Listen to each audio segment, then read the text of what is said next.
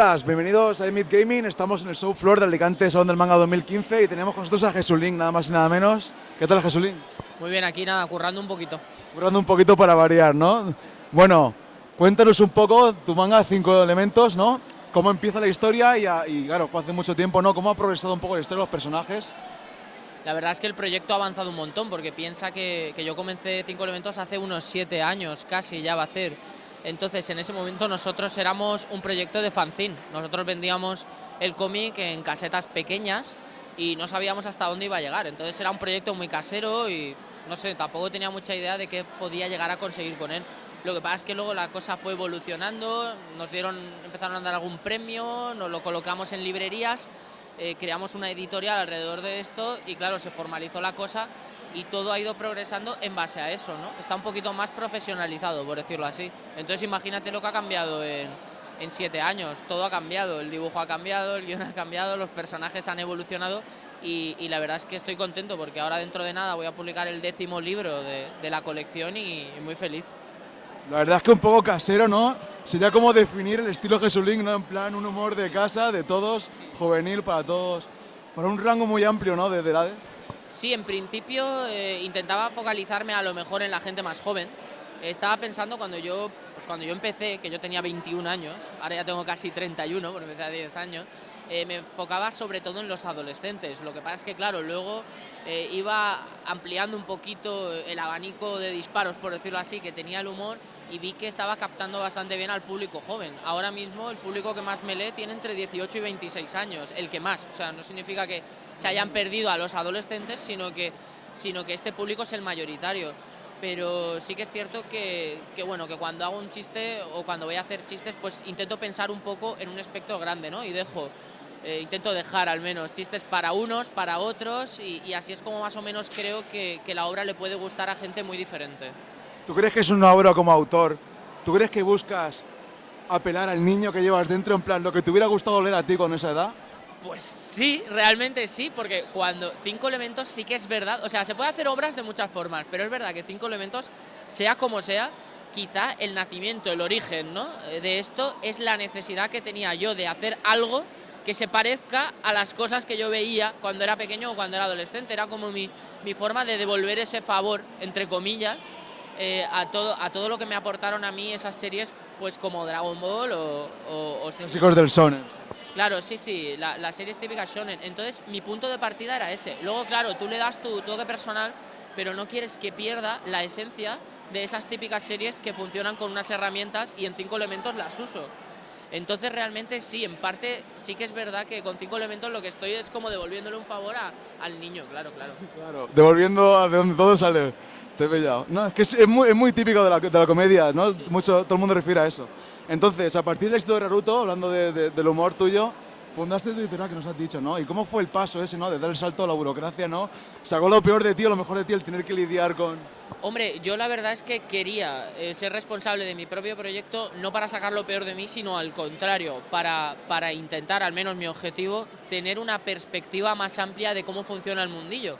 Porque no percibes el mundo, imagino, supongo, si eres solo autor o solo editor o solo vendedor, que si eres las tres cosas. Si eres las tres cosas, pues adquieres una perspectiva más amplia, como he dicho antes, y a lo mejor te hace entender algunas cosas que antes no entendías.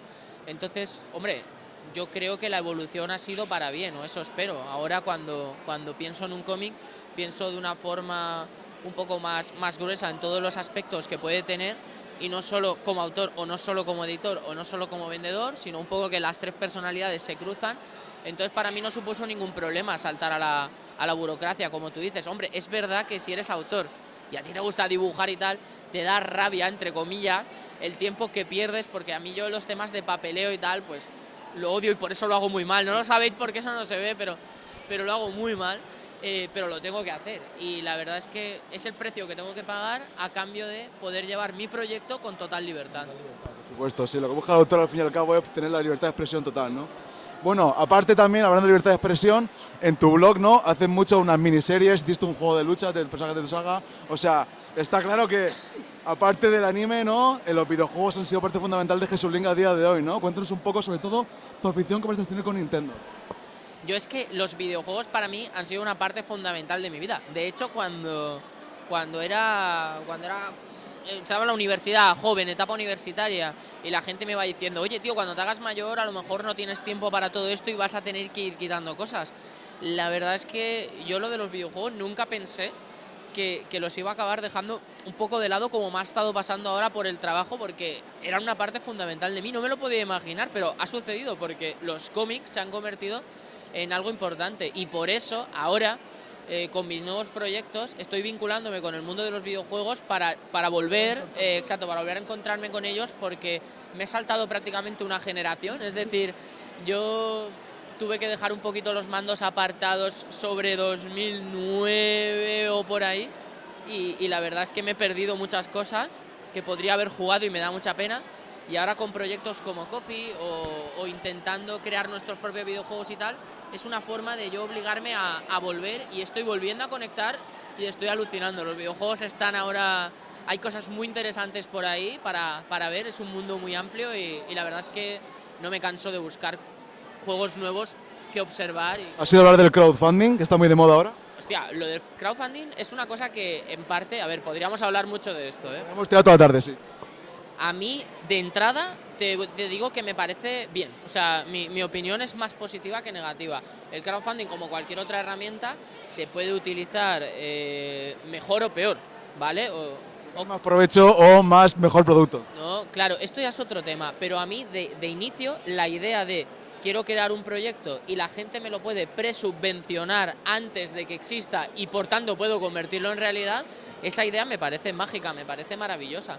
Hombre, nosotros por suerte ahora mismo, más o menos los proyectos que llevamos a cabo son viables para una empresa que es la nuestra, que ya tiene recursos, y por eso no tenemos, de momento al menos, que recurrir a este tipo de estrategias, ¿no? Como el micromecenazgo, pero a mí de entrada me gusta. Ahora, sí que es verdad que yo el crowdfunding lo estudio mucho, ¿no? Porque me gusta ver pues la gente que hace proyectos y tal, y a veces sí que hay proyectos pues que no llego a estar de acuerdo cómo se enfocan o cómo acaban, pero en general te digo que la idea del crowdfunding en sí que me gusta.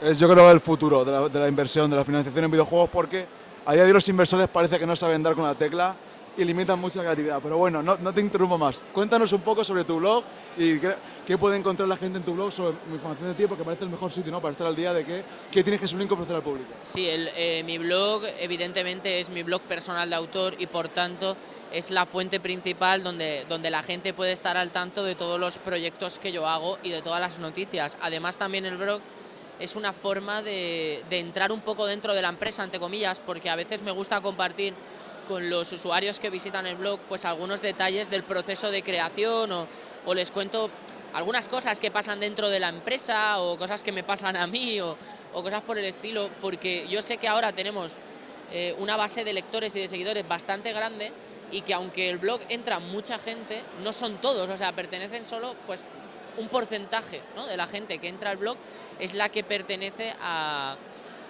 la comunidad. Total, exacto. Entonces me siento como en una especie de, ¿cómo decirlo? Yo sé que lo estoy contando y cualquiera lo puede leer, pero me siento como en una pequeña intimidad, por decirlo así. Entonces ahí cuento muchas cosas, y si quieren estar al día, ver el proyecto más por dentro, ver cómo yo vivo la creación del proyecto, pues pueden entrar en el blog y ahí van a ver muchas cosas. Pues eso, jesulín.com. Si queréis saber más de aquí nuestro gran artista alicantino, pues ya sabéis dónde ir. Muchas gracias, Jesulín. Venga, a vosotros.